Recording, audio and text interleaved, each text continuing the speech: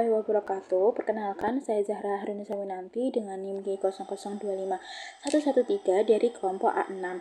Jadi pada kesempatan kali ini saya akan menjelaskan tentang anatomi organ genitalia dan juga uropoetika.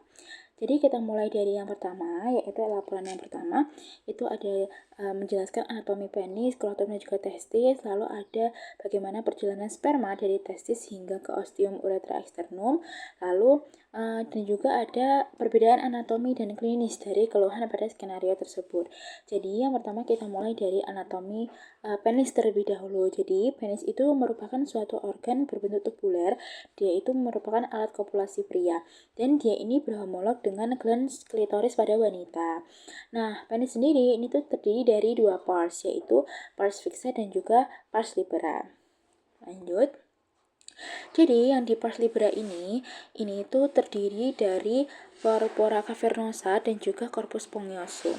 Jadi untuk corpus spongiosum sendiri dia itu terletak di bagian ventral, nanti dilewati oleh uretra pars spongiosa dan nanti dia akan melebar menjadi glans penis. Sementara untuk yang corpora cavernosa dia ini merupakan jaringan erektil utama ya. Erektil utama nanti dia akan terletak di dorsal penis dan dia ada dua corpus cavernosus. Corpora cavernosa ini nanti masing-masing diliputi oleh tunika albugenia tebal. Yang selanjutnya ada pars fixa. Pars fixa ini terdiri dari bulbus penis dan juga crus penis.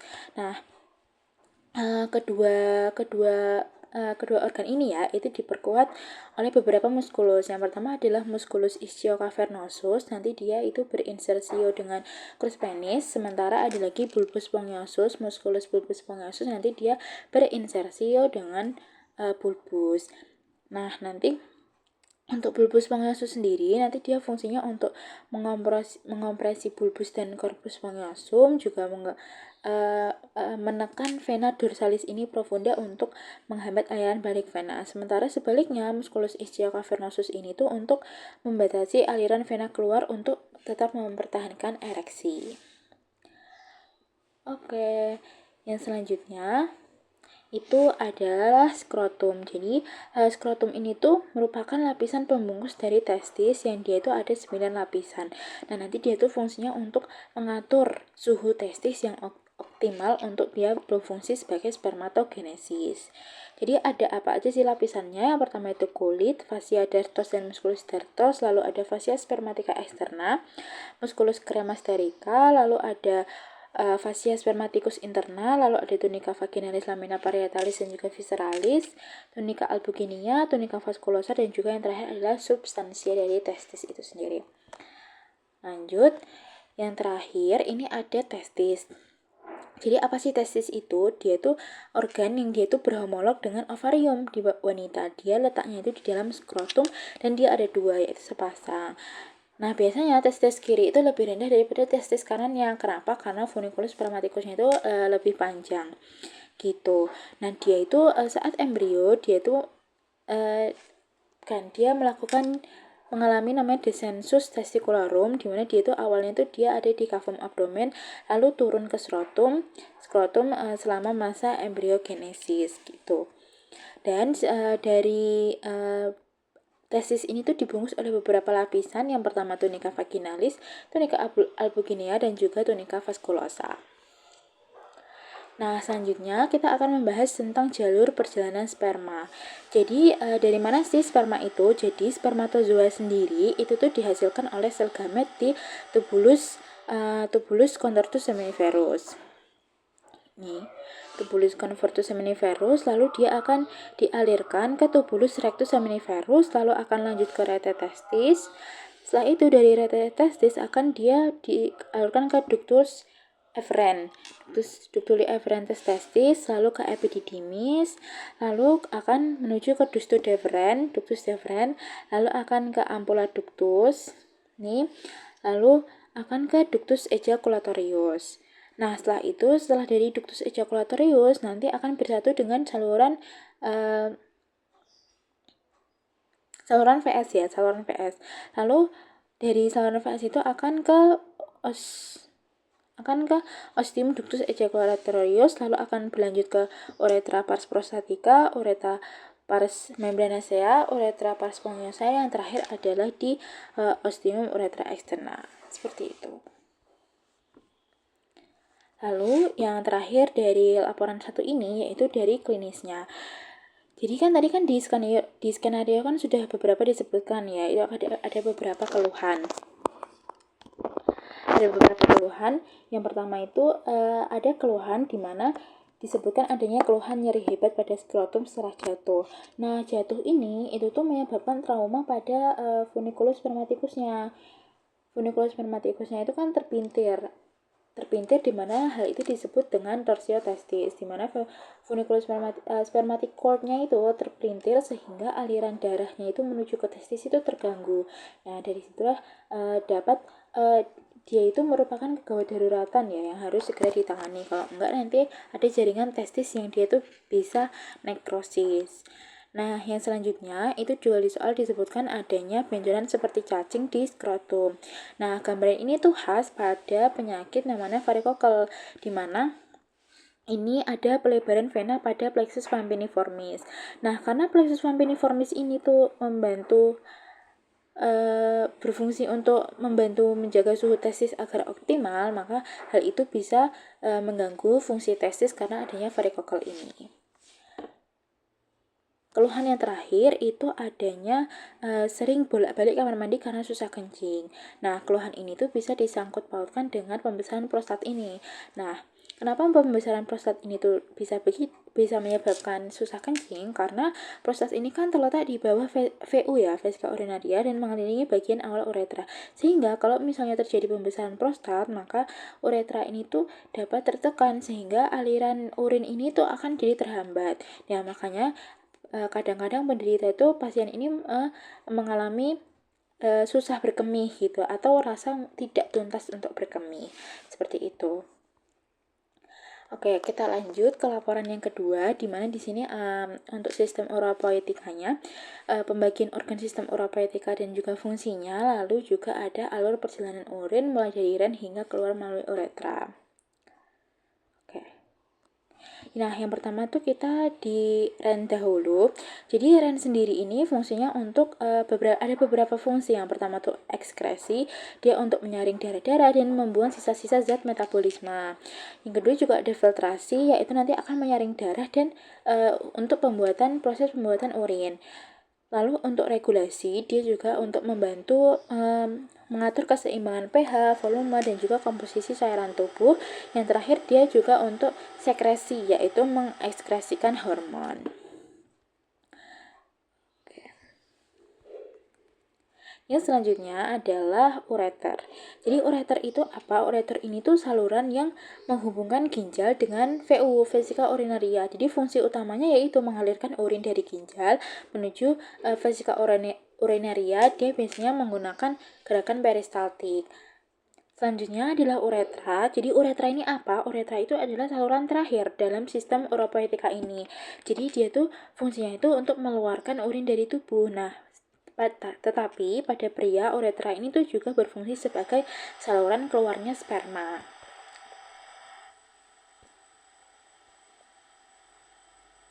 Lalu yang terakhir ada vesika urinaria. Jadi vesika urinaria ini apa fungsinya? Jadi vesika urinaria ini kantong yang berfungsi untuk menampung urin dulu. Jadi dia terletak di kavum pelvis saat kondisi kosong dan dia itu mengambang saat mengambang ke superior hingga bisa ke kavum abdomen saat dia itu penuh. Nah, yang terakhir dari laporan 2 ini adalah alur perjalanan urin. Jadi, bagaimana alur perjalanan urin? Jadi, urin itu pertamanya difiltrasi terlebih dahulu.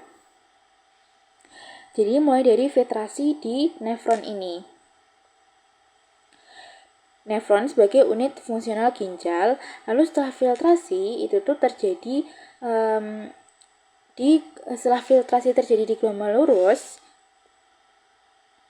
itu filtratnya itu akan mengalir ke tubulus contortus proximal, di mana terjadi proses yaitu reabsorpsi sebagian besar air lah kayak glukosa dan juga elektrolit. Lalu selanjutnya filtrat itu mengalir ke tubulus descendens ansa Henle. Nih, ke lengkung Henle ini. Nah, di situ tuh ada reabsorpsi air kembali. reabsorpsi air kembali, kemudian menuju lengkung ansa Henle di medula yang membantu proses pemekatan urin. Lalu selanjutnya setelah itu filtrat akan naik melalui tubulus ascendens dari ansa Henle yang nanti akan berperan dalam reabsorpsi ion terutama natrium dan klorida. Setelah itu filtrat akan menuju ke tubulus contortus distal di mana dia itu terjadi proses sekresi tambahan dan pengaturan keseimbangan elektrolit gitu. Lalu selanjutnya urin itu akan mengalir ke ductus collectivus, lalu menuju papilla renalis, kemudian masuk ke calyx minor, dilanjutkan ke calyx mayor dan juga selanjutnya ke pelvis renalis. Nah, nanti dari pelvis renalis ini urin itu akan dialirkan melalui ureter menuju vesika urinaria untuk disimpan sementara sebelum akhirnya dikeluarkan melalui uretra. Seperti itu. Nah, selanjutnya itu di laporan nomor 3 yaitu ini bagian pelvis di mana diminta untuk menjelaskan dasar pelvis dan perineum terutama di diafragma pelvis, membrana perineis, spatium perineum profundum dan juga pembagian regio urogenital dan juga regio analis. Sementara yang B dia akan menjelaskan hubungan anatomi dengan kondisi klinis skenario terutama tentang perbedaan pelvis pria dan wanita, bidang Hodge dan juga episiotomi. Jadi yang pertama dasar dari pelvis sendiri. Jadi pelvis ini tuh terbentuk dari 3 tulang, yaitu os sacrum, os coxae dan juga os coccygeus.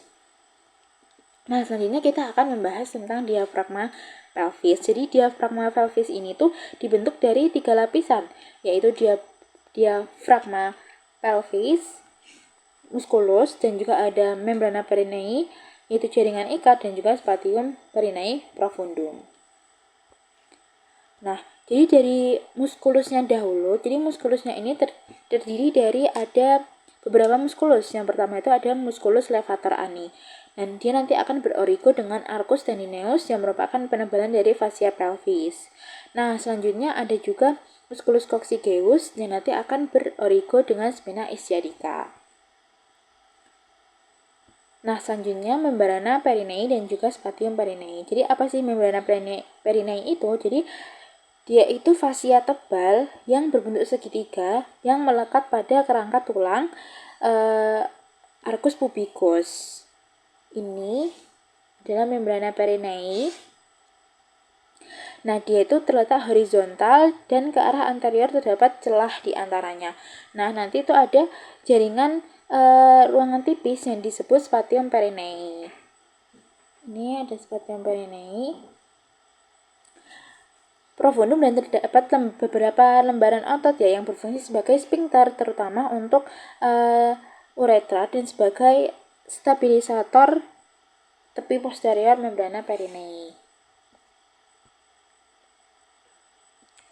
Nah, selanjutnya ini adalah wanita dan juga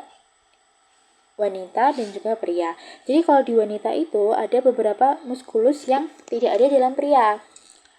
Yang pertama adalah muskulus di wanita, ini adalah muskulus sphincter urethra externum, lalu ada muskulus transversus perineum profundus, lalu ada muskulus kompresor dan juga ada muskulus sphincter urethra vaginalis. Nah, sphincter urethra vaginalis dan juga kompresor ini hanya ada pada wanita, sedangkan di pria hanya ada 2. Lanjut. Nah, yang selanjutnya adalah pembagian regio urogenital dan juga regio analis. Jadi, secara anatomi, kedua regio ini tuh dipisahkan oleh garis imaginer yang menghubungkan kedua tuberositas ischiadica.